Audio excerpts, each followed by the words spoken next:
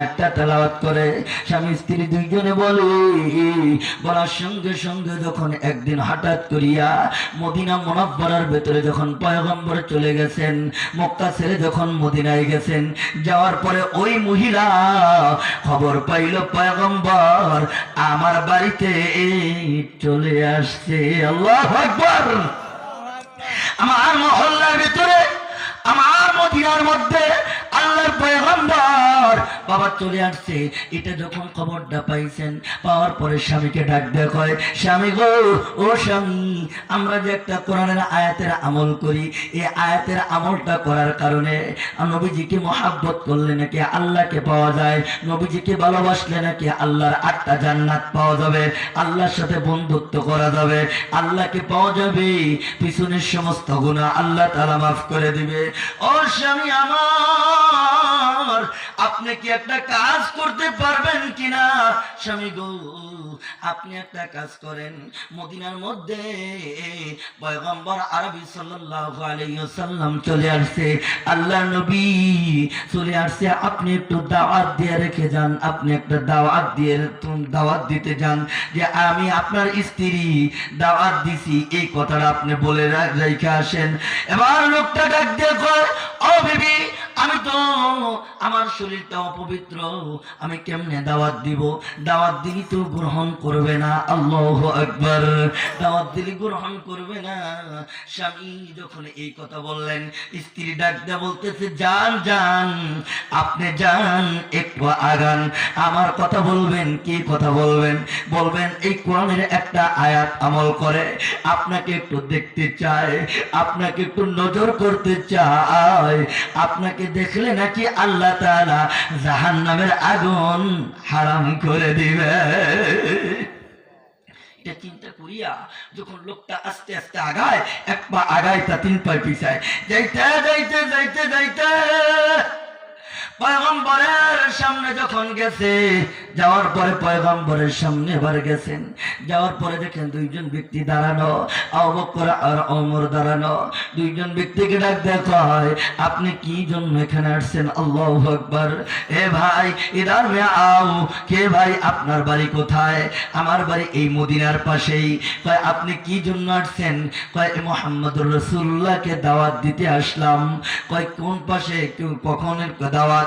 কয় ডাক দিয়ে কয়, আমি হইলাম একজন খ্রিস্টান পাদ্রী, আমার স্ত্রী একটা আমল করে, কোরআনের আয়াতের আমল করে, আপনি একটা কাজ করেন। কয় তাই নাকি? কয় আপনি এসহ আজকে মাগরিবের পরে আমার বাড়িতে আপনার দাওয়াত। সুবহানাল্লাহ।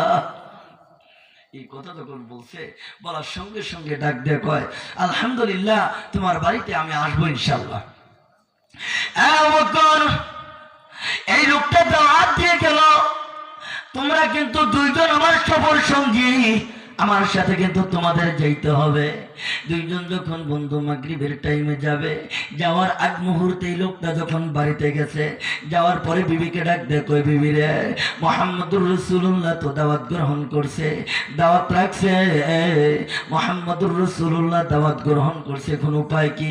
আমাদের ঘরের ভেতরে কোনো বসার কোনো ব্যবস্থা নাই, কোনো বিছানার কোনো ব্যবস্থা নাই, আমরা তো ওই মাটির মধ্যে থাকি, চট পারিয়া থাকি, কোথায় বসতে দিব, কি করবো? এবার তো আমাদের হাতেও কোনো রুপিয়া নাই, কোনো টাকা পয়সার ব্যবস্থা নাই, এখন আমরা কি করতে পারি? এবার মহিলাটা ডাক দিয়ে কয়, স্বামী গো, ও স্বামী, আপনি কোনো টেনশন করিয়েন না, ও স্বামী আমার, আপনি চিন্তা করিয়েন না, আপনার চিন্তার কোনো কারণ নাই স্বামী। আপনি বাসর রাত্রেতে বাসর ঘরের মধ্যে আমার একটা গলার মধ্যে রূপার চেন পরিয়ে দিছিলেন, স্বামী গো, ওই চেনটা আমি আপনার কাছে হাতের মধ্যে উঠায় দিলাম। ও স্বামী, আমি হাতের মধ্যে উঠায় দিলাম, আপনি কাজ করেন, এটা বিক্রি করেন, বিক্রি করিয়া মুহাম্মদুর রাসূলুল্লাহর জন্য আপনি একটু খাবারের ব্যবস্থা করেন। কইয়া যখন গলার থেকে অপরটা হতো, আরে মা, মা গো, দেখেন না তাকাইয়া একজন মহিলা আশিকা হইয়া পয়গম্বরের আয়াতের উপর ওই কোরআনের আয়াতের উপর আমল করিয়া কেমন করে আশিকা হইয়া আল্লাহ জান্নাতের লাভবান হইল। ও ভাইজান আমার বাবা আজিরা, এবার যখন ওই মহিলা গলার চিন্তা যখন খুলিয়ে দিছে, দেওয়ার পরে যখন খুলে দিছে, পুরুষটা হাতের মধ্যে নিয়া মদিনার বাজারে বিক্রি করার জন্য যখন যাচ্ছে, ওই লোকটা দৌড়াইতেছে, এক গলিতে যায়, আর এক গলিতে যায়, আর এক জায়গায় যায়। কিন্তু লোকের যে দুর্গন্ধ, শরীর দিয়ে লোকের অবস্থা খ্রিস্টান মানুষ, এই জন্য লোকটাকে কেউ তার ওই রূপা বিক্রি তারা কেনে না। না কেনার কারণে ওই লোকটা যখন কেনে না কেনার কারণে এক দোকান থেকে আর এক দোকানে যায়, আর এক দোকান থেকে আর এক দোকানে যায়। যাইতে যাইতে যাইতে যাইতে যখন যাচ্ছে বন্ধু আমার, লাস্ট মুহূর্তে একটা দোকান পাইছে, পাওয়ার পরে 10 দিরহাম বিক্রি করছে।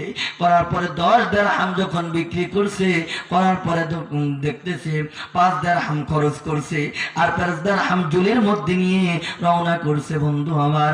আপ্যায়নের কিনছে বন্ধু, বিছানাপত্র কিনছে, কিনিয়া যখন বাড়ি যায়, বিবিকে ডাক দিয়ে বলতেছে, বিবি এই যে খেজুর নিয়ে আসছি, আপ্যায়নের জন্য অনেক কিছু নিয়ে আসছি, আমি বিক্রি করতে পারি না, অনেক সমস্যা, অনেকের কারণে বিক্রি করছি, অনেক কষ্ট করে বিক্রি করছি। ও বিবি, মুহাম্মদুর রাসূলুল্লাহ তো একটু পরেই চলে আসবে। আল্লাহু আকবার। এই কথা যখন বলছে, বলার সঙ্গে সঙ্গে ইতিমধ্যে যাইয়া দেখে পথের মধ্যে পয়গম্বর, আবু বকর, ওমর দুইজনে আসতেছে। আল্লাহু আকবার বলেন, লা ইলাহা, জিকির করেন একটু, রাত 1টা বেজে গেছে। লা ইলাহা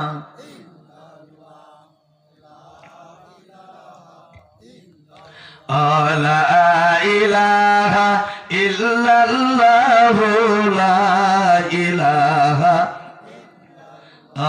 লা ইলাহা ইল্লাল্লাহু, লা ইলাহা ইল্লাল্লাহ, লা ইলাহা লা ইলাহা ইল্লাল্লাহু মুহাম্মাদুর রাসূলুল্লাহ। এবার যখন এই কথাটা বলছেন, বলার সঙ্গে সঙ্গে ভাইজানরা আমার বাপজিরা, অপরদার অন্তর আরের মা গো, ওই মহিলা তাই তাকায় তাকায় দেখতেছে। এবার ওই লোকটা কি করে আসতেছে, পয়গম্বর আর 2 জন সাহাবী নিয়া রাস্তা দিয়ে আসে। সুবহানাল্লাহ বলেন না। যখন আসতেছে বাড়ির মধ্যে, যখন এই আসবে এই মুহূর্তে দেখে যে একটা কান্নার রোল পড়ে গেছে ওই বাড়িতে। আপনাকে যদি কেউ দাওয়াত দেয় আর ওই বাড়িতে যায় যদি দেখেন কান্নার রোল পড়ে গেছে, তাহলে আপনি কি জিজ্ঞাসা করবেন না, এই মহিলা আমাকে দাওয়াত দিল, পুরুষে দাওয়াত দিল, দেওয়ার পরে দেখে যে কান্নার রোল পড়ে গেছে, কারণটা কি? পয়গম্বর যখন বাড়িতে গেছে, পয়গম্বর বাড়িতে যাওয়ার পর যখন যাইয়া দেখে কান্না রোল পড়ে গেছে। আল্লাহু আকবার। নবীজি ডাক দিয়ে কয়, ও মা তুমি কান্দো কেন, কি হয়েছে? মা তুমি আমাকে দাওয়াত দিয়ে তুই আসলা, দাওয়াত দিলা, কি হইল আমি তো জানতে পারলাম না। ও মা কি হয়েছে তোমার, তুমি দাওয়াত দিয়ে আসলা, আমার তোমার চোখের মধ্যে কেন পানি দেখা যায়, কি হইল মা, তোমার কি হয়েছে, তুমি কেন কান্দো? মহিলা কান্দিয়া ডাক দেখো, পয়গম্বর, পয়গম্বর গো আপনি জানেন না, ও পয়গম্বর আপনি জানেন না কি জন্য কান্দি, আপনাকে একটু দেখার জন্য। নবী আমার জানেন না কি জন্য কান্দি? একটা আয়াতের উপর আমি একটা আমল করি, আমলটা হচ্ছে কুল ইন কুনতুম তুহিব্বুনাল্লাহ ফাত্তাবিউনি ইউহিব্বুকুমুল্লাহ ওয়া ইয়াগফির লাকুম যুনুবাকুম আল্লাহু গফুরুর রহিম।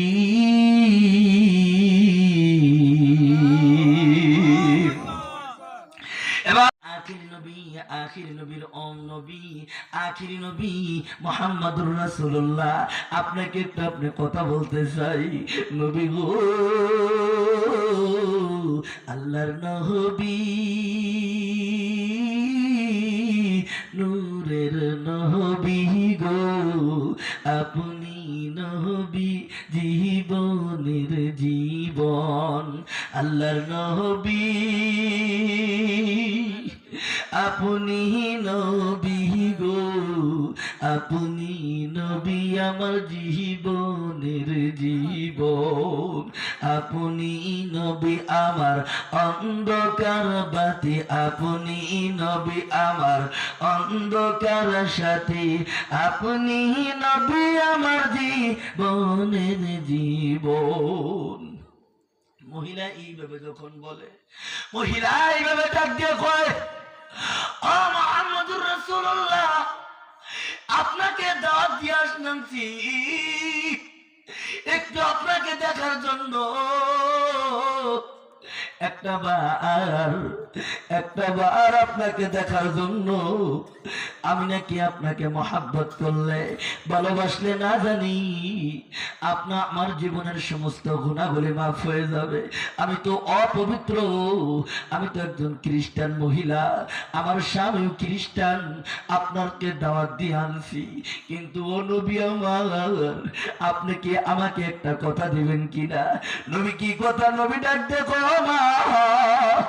মা গো, তুমি বলো মা, কি কথা তোমার আমি তোমার পালন করব। বা মহিলা কান্দে আর কয়, মুহাম্মদ, ও মুহাম্মদুর রাসূলুল্লাহ, আপনি আমার এই ঘরে কথা দিয়ে যান, আপনি নবী আমাদের স্বামী স্ত্রীকে সুপারিশ করে কাল কিয়ামতের দিন জান্নাতে নিয়ে যাবে।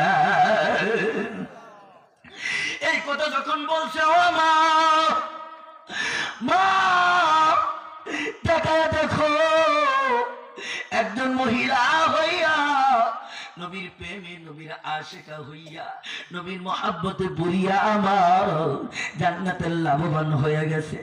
ও মা, একটা আয়াতের উপর আমল করিয়া, এ বাবা, একটা আয়াতের উপর আমল করিয়া স্বামী স্ত্রী দুইজনে জান্নাতের লাভবান হয়ে গেছে। জান্নাতে পাওয়ার বন্ধু কিছু নিয়ম নীতি আছে। জান্নাতে যদি যাইতে চান, একটা মনে, একটা জীবনের মধ্যে একটা সন্তানকে আপনি আলেম বানান। অপরদার অন্তর আলেমের মা, আপনার কি মনে চায় না এখন কোরআনের আলেমের মা হয়ে দুনিয়ার থেকে যান? আজকে ওলামায়ে কিরামরা মাহফিল সাজাইছে। ও বাবা আমার, আপনি যদি একজন কোরআনের আলেমের বাবা হইয়া দুনিয়ার থেকে যান, আপনার কি মনে চাই না আপনি একজন কোরআনের হাফেজের বাবা হইয়া দুনিয়ার থেকে যান? আমি মাহমুদুল হাসান রংপুরি আপনার জানাজা নামাজ পড়াইলে আল্লাহ কবুল করতেও পারে, নাও পারে। বাবা জানিয়া রাখো, তোমার সন্তান যখন তোমার জানাজা পড়াইব, আমার আল্লাহ তাআলা তোমার সন্তানের উসিলা করিয়া আমার আল্লাহ তাআলা মাফ করে দিবে। এবং তোমার আমার আলোচনা শেষ করে দিচ্ছি। আমার ভাইজান চলে আসছে, আজকে 3টা প্রোগ্রাম করে চলে আসছে। ও বাপজির, আমার ভাইজানরা এবার যখন ডাক দিয়ে বলতেছে, হুজুর আপনার একটা আয়াতের উপর আমি আমল করি, এই আয়াতের উপর আমল করার কারণে আপনি একটা কাজ করেন। আমাকে কি কাজ? ও পয়গম্বর, আপনি বলেন আমাকে আপনি জান্নাতে নেবেন কিনা? আপনি একটু বলেন না জান্নাতে নেবেন কিনা? এই কথা যখন বললেন, বলার সঙ্গে সঙ্গে কয়, মা, ও মা, যাও শিগগির করে যাও, ওযু গোসল করিয়া শরীরটা পবিত্র করে নিয়ে আসো। আমি মুহাম্মদুর রাসূলুল্লাহ কথা দিলাম, মা, আমার হাতে পড়িয়া মুসলমান হওয়ার পরে আমি তোমাদের দুইজনকে সুপারিশ করিয়া জান্নাতে নিয়ে যাব। ভাই আমার, বাপজিরা, ভাইজানরা, এই জন্য আশেক মহাব্বত, এই কোরআন 30 পারা কোরআন শরীফ আজকে কথা বলে না। আজকে এই মাহফিলে আসছেন, আজকে সব দেখা যায় না, আমল দেখা যায় না। কোন দিন দেখা যাবে? কাল কিয়ামতের দিন, কঠিন মুসিবতের দিন, এটা আপনি পাবেন, এটা দেখা যাবে। কোরআন শরীফ আজকে কথা বলে না, এই কোরআন কাল কিয়ামতের দিন আপনার জন্য সুপারিশ করে জান্নাতে নিয়ে যাবে। এই জন্য আমার আলোচনা আর দীর্ঘায়ী করব না, আমার আলোচনা আমি শেষ করছি। ওয়া আখিরি দাওয়ানা আলহামদুলিল্লাহি রাব্বিল আলামিন। আসসালামু আলাইকুম ওয়া রাহমাতুল্লাহি ওয়া বারাকাতুহু।